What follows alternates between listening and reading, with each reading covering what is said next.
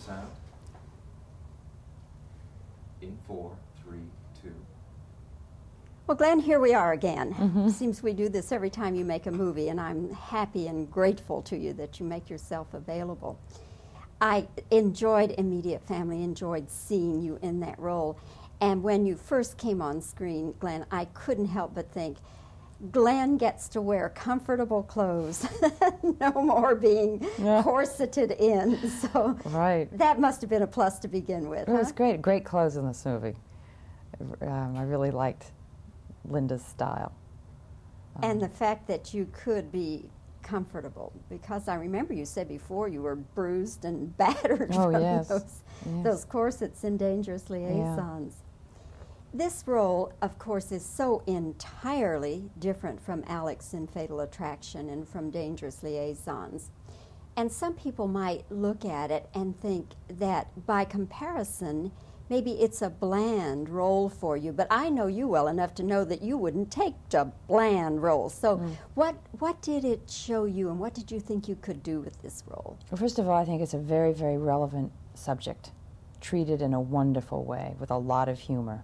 I think it's a subject that it's something that a lot of women in this country are going through now. It's a phenomenon, I think, with people my age who want to have children who can't and go the adoption route. So I liked it for that. And I also like what I guess I call a mystery of the ordinary person, because I think everybody, as we walk through our days, are fascinating ciphers. Most people are masters at disguising what really is going on. Not out of deceit, but just because we don't go around with all our emotions showing all the time on our face. And to play a basically ordinary woman trying to do her best, to me, is a wonderful, relevant, interesting challenge. And what I like about the movie is that I think the four of us created four very believable people, and I think that's very valid. Did you, well, let me rephrase that. Were you cast before James Woods? Yes.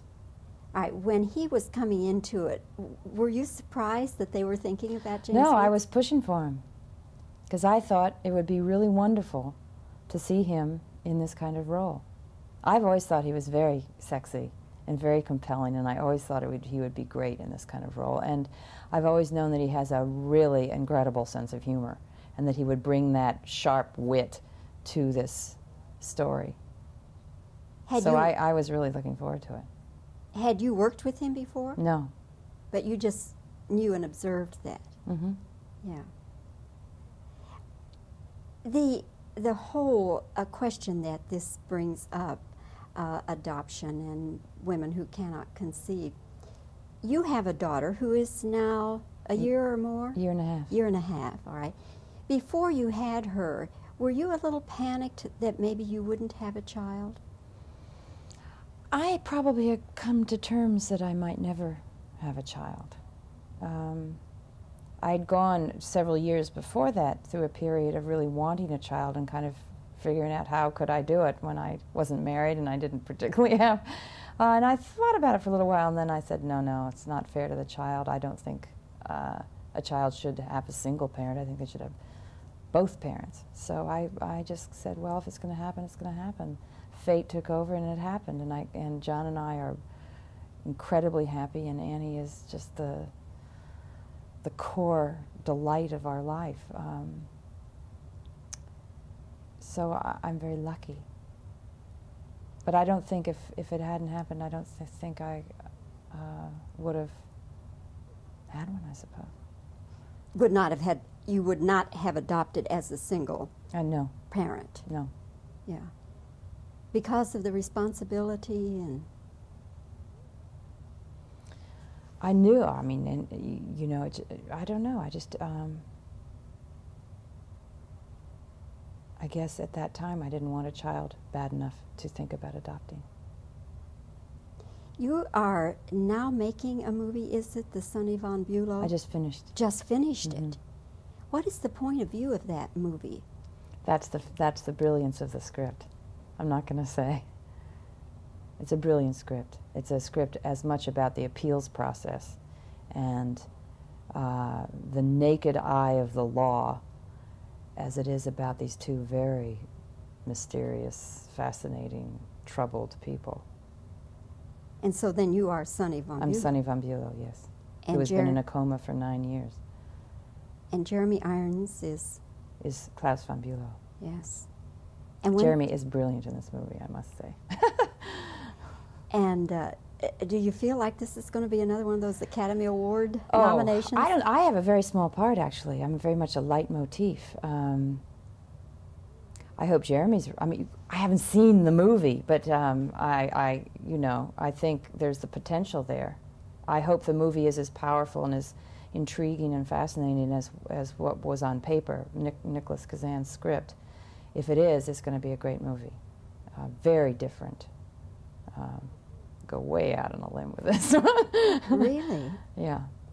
Was it something you initiated, or how did it come about? I think I helped have the movie happen once I read the script and said I wanted to do it.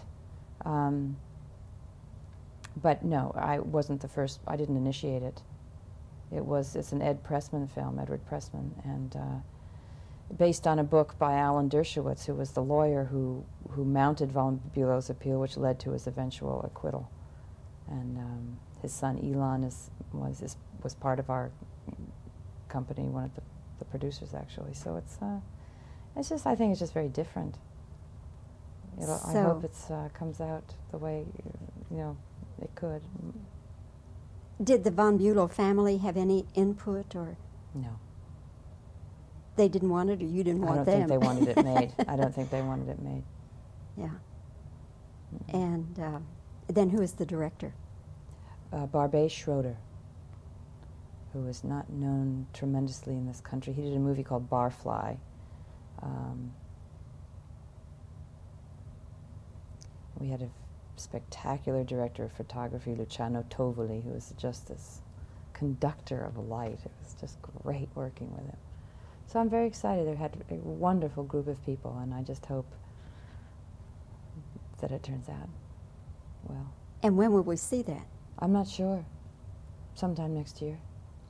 So it's in post-production now? I think they're just finishing now. Uh-huh. I'm not, maybe at the end of the month. What are you looking at then for the future? I'm not sure. There's a project that I was wanting to do desperately that now has been postponed. There's a possibility of Hamlet with Mel Gibson, but that's not absolutely set. There are projects that I'm developing with Columbia, which I hope will have scripts soon, and that one of those will go the gamut. But I'm not, in the immediate future, I'm going to go home and be with my mate and my child and work on our new house. Where is that? In the East Coast, in New York State. Uh-huh. Is the Hamlet for stage or film? Film. Really? Mm-hmm. You and Mel Gibson. That Mm-hmm. would be interesting. Well, Glen... Yeah, I think it'd at least be interesting. Again. And pretty. Congratulations on your performance in Immediate Family. It's a fine film. I hope it does well for all of you. And we'll look forward to seeing you next time, whenever, whatever. Thank you. Very nice. Thank you. Very nice.